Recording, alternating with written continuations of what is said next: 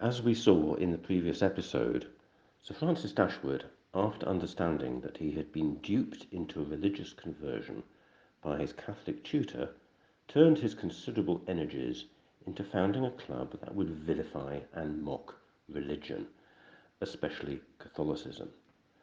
What better way to do this than forming a club that practiced satanic rites, black magic? He did not devote all his energies to this. However, he had to look after his business interests as a great landowner. He also embarked on a political career, becoming a member of Parliament in 1741.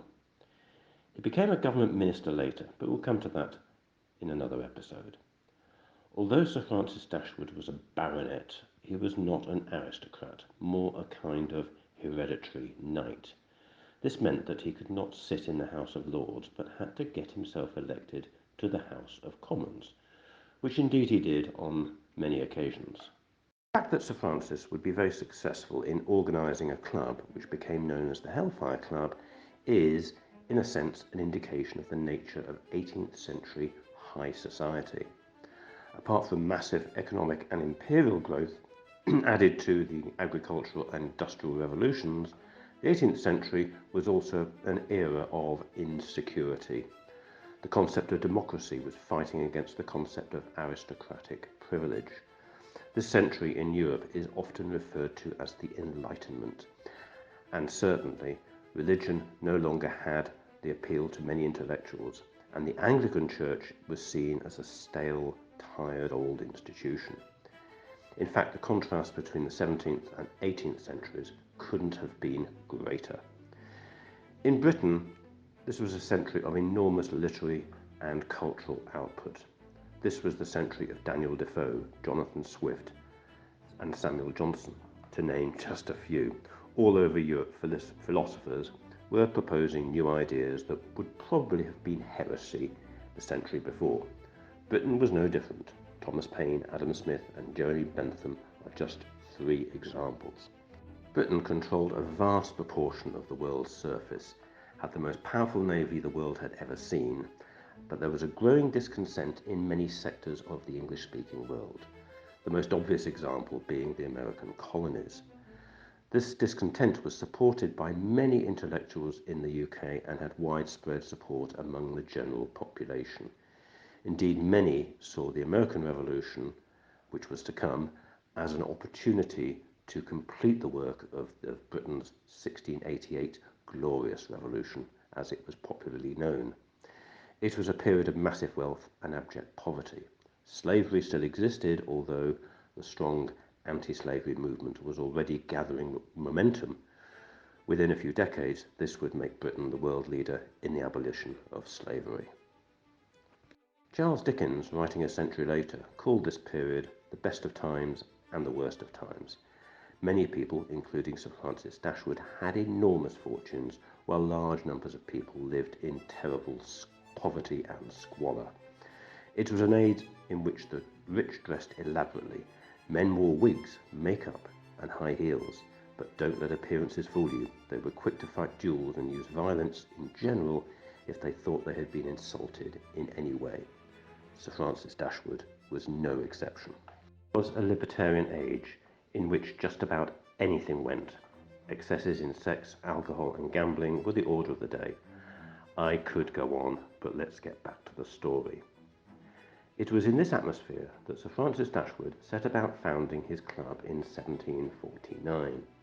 There had been for many years a Hellfire Club which had held its meetings in an old pub called the George and Vulture in George Yard, central London. This original Hellfire Club had been shut down by the Lord High Chancellor because even in the extremely broad-minded time, the members had taken things a little too far when they celebrated a black mass using the body of a naked girl stretched out over the bar room tables as an altar. Sir Francis agreed fully with the original club's principles and practices, but he did not like the earlier rakes whom he considered to be ignorant thugs.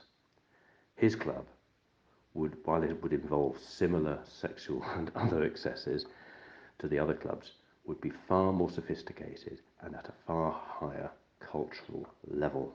Although his club is known by most people as the Hellfire Club, he never liked the name. In fact, he called his group the Friars of St. Francis of Wickham. There were 12 full members, each named after one of the 12 apostles. Sir Francis naturally took the part of Christ. They started meeting at the cellar of the Georgian Vulture, but its accommodation was limited and the authorities were likely to interfere with their pretty wild activities. So they started looking for a new venue. Sir Francis found a suitable location. It was in a ruined medieval abbey located on the north bank of the River Thames near Marlow in Buckinghamshire, about 6 miles from Sir Francis's estate in West Wickham. It was called Medmenham Abbey and was built in 1160. This was close enough to London to be convenient, but secluded enough to keep out prying eyes. It was not near any major road, but easily accessible by boat. Most members attended the club's meetings in that way. In addition, the ruin was the perfect setting for the ceremony, as it was weird and isolated, but the chapel was still intact. After a period of reconstruction, the friars moved in. There were stained glass windows. The ceiling was painted with magnificent frescoes, in a sense like the Sistine Chapel, but depicting pornographic scenes. Over the door of the chapel was written, "Stranger, refuse if you can what we have to offer." Sir Francis also built a Roman room, and on the walls were copies of indecent paintings in the style of ancient Roman frescoes. Along the side of this room were richly upholstered couches for the use of the monks, as the friars were known, and their ladies. There was also a well-stocked library that included classical texts, but also more sex-based material, for example, Fanny Hill and the Kama Sutra. Naturally, there was also a well-stocked cellar. Over the entrance to the abbey was inscribed "Fece vodras," Latin for "Do what thou wilt."